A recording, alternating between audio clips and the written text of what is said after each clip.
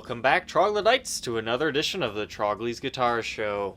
Today we have a 2014 Gibson Les Paul Classic Custom. Now this particular Classic Custom was a limited edition run for Guitar Center, I believe. There were somewhere around 250 of these made. I couldn't find a real definite answer published anywhere. However, the official publishing of this guitar says it doesn't have coil splits or taps, but it does, and all the comments say it does on that thing, so not even the exact specs of this thing are right on the Guitar Center website. But this one's out of production. It was just a very limited edition thing.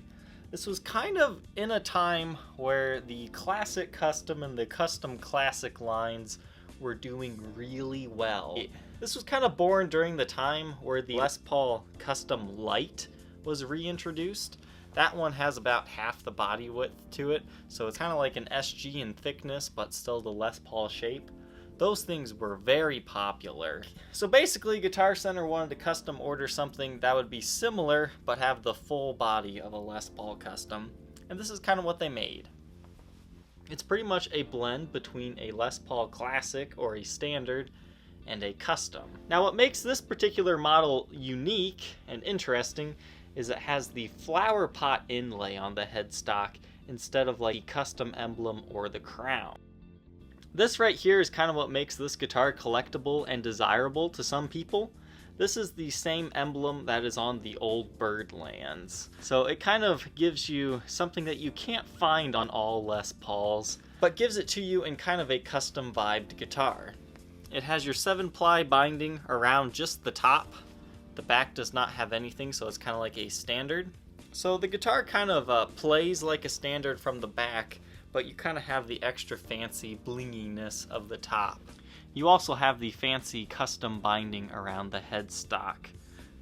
On the fretboard you have rosewood, so that's where it kind of shares the features with a classic or a standard, as well as the trapezoid inlays. Now there is a version of this guitar out there that I think that one has baked maple or rosewood, but it has the custom blocks and it has the custom emblem. When you're shopping around for a guitar like this one, there's a lot of different options to choose. I think as far as players go, the ones with the custom emblem and the custom blocks usually sell for the most because that's what a lot of people are wanting. They're wanting a guitar that looks like a Les Paul Custom but doesn't quite have the price tag. This one's more so for someone that wants something different, because this one doesn't look like any other Les Paul that's out there. There are very few flower pot versions out. So this guitar is loaded with two 57 Classic pickups. Again, they are coil splittable with a push-pull pot. This one does have one of those PCB boards, so it's not your traditional wiring. This one has a 2-piece maple top with a 2-piece mahogany back and a mahogany neck. The neck profiles on these are very slim. You're almost kind of in SG territory. That was the first thing I noticed about this guitar when I took it out of the case, is it's a really thin neck and it's kind of a heavy guitar. So overall, would I suggest picking one of these guitars up? Yes, because they are very unique and I'm sure these will continue to hold and appreciate in value. These natural ones are very beautiful. You can see you've got a lot of nice wood grain to it and some light figuring. There's also a wine red finish available for these. I had one of those on my channel a long time ago, back before I had any type of professional recording equipment, but one of those is on my channel if you'd like to check it out. So if you're looking for a unique player that kind of has a custom vibe, this is definitely a cool one to check out. Without any further ado, let's go ahead and hear how this one sounds. Our clean tones come from a Gibson Super Gold Tone GA30 RV.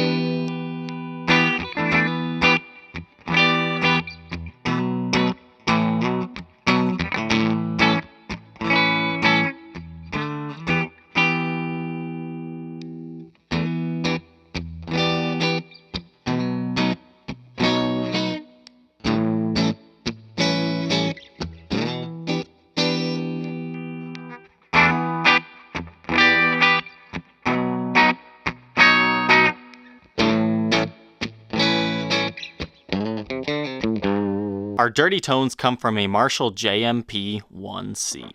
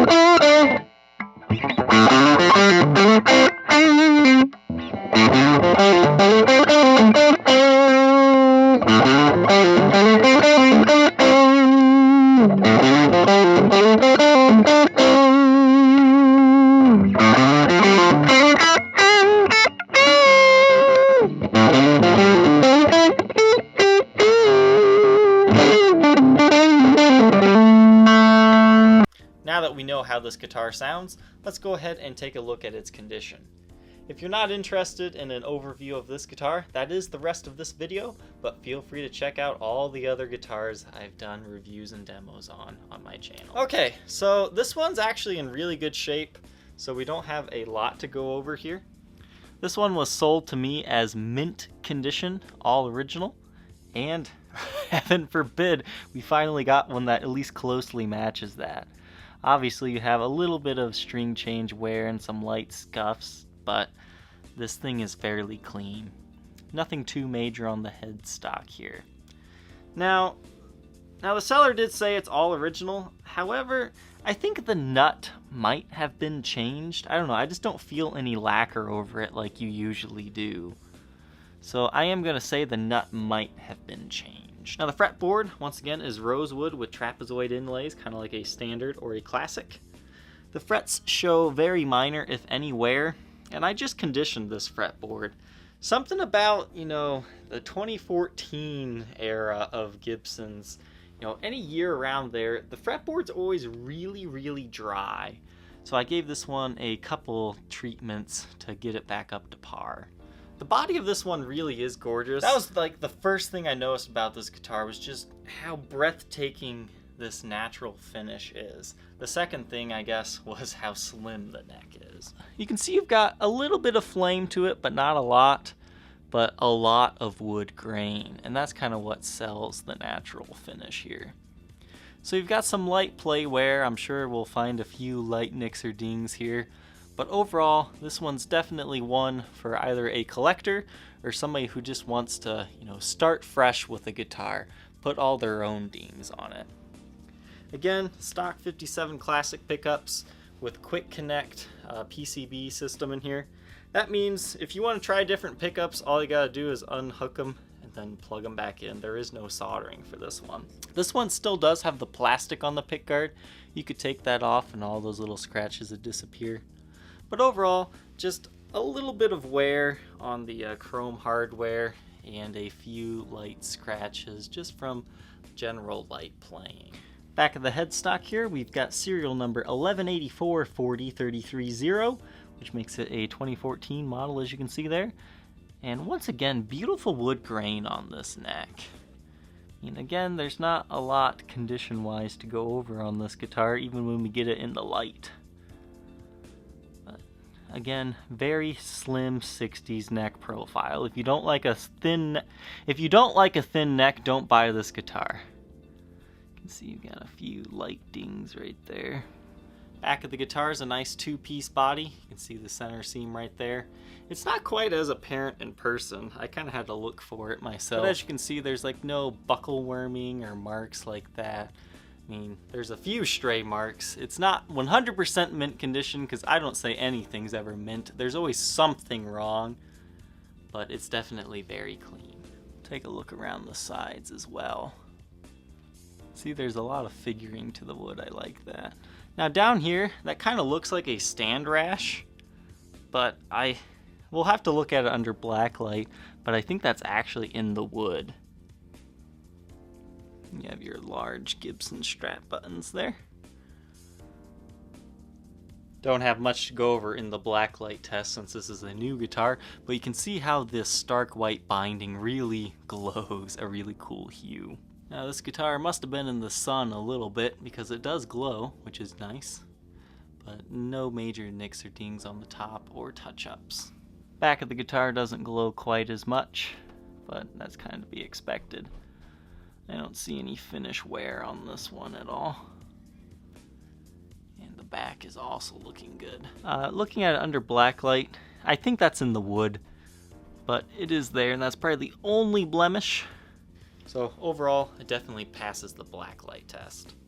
Alright, this guitar comes in what appears to be the original Gibson USA case. It has 5 latches, 4 of them on the front, 1 on the back, and a functioning handle. The handle's got a little bit of padding to it, so it is a very nice case. A few light scratches and scuffs on it, but overall definitely a clean example. The interior is a pink color, so it kind of resembles the 90s Gibson case. And inside the case compartment you can see you've got like the owner's manual as well as some warranty information here. It also looks like somebody took a picture of that with the guitar in here. If you think you might be interested in being the next owner of this Gibson Les Paul Classic Custom, feel free to contact me on my Facebook page, facebook.com/Troglys, Troglys, or check out my Reverb and eBay shop. Thank you, Troglodytes, for watching. Don't forget to like, comment, and subscribe, and we'll catch you tomorrow on the next episode. Take care.